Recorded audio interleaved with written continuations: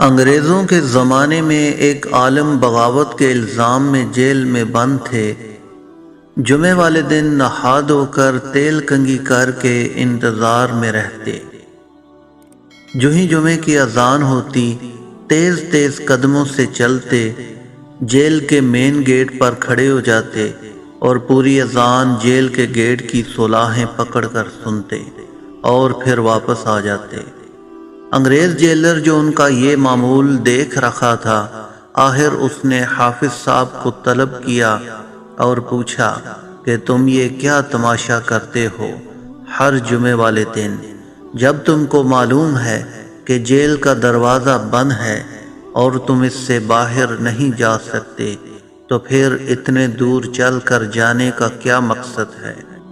حافظ صاحب نے جواب دیا، جیلر صاحب، میرے رب کا مجھے حکم ہے کہ جب جمعے کی اذان ہو تو سارے کام چھوڑ کر جھٹ پٹ مسجد پہنچو۔ میں جہاں تک یہ حکم پورا کر سکتا ہوں کر دیتا ہوں، اس امید کے ساتھ کہ آگے میری مجبوری کو دیکھ کر میرا رب میری حاضری خود لگا دے گا، کیونکہ وہ فرماتا ہے کہ وہ کسی کی استطاعت سے زیادہ اس پر بوجھ نہیں ڈالتا۔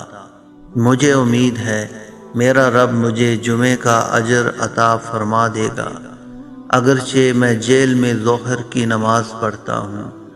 جو چیز آپ کو تماشا لگتی ہے وہ میرے لیے دین اور ایمان کا مسئلہ ہے۔ دوستو، ہمارا معاملہ بھی یہی ہونا چاہیے۔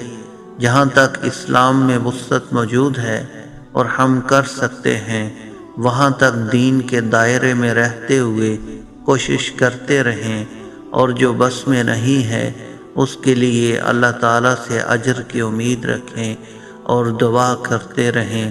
اللہ تعالیٰ ہمیں اپنے دین پر عمل کرنے کی توفیق عطا فرمائے۔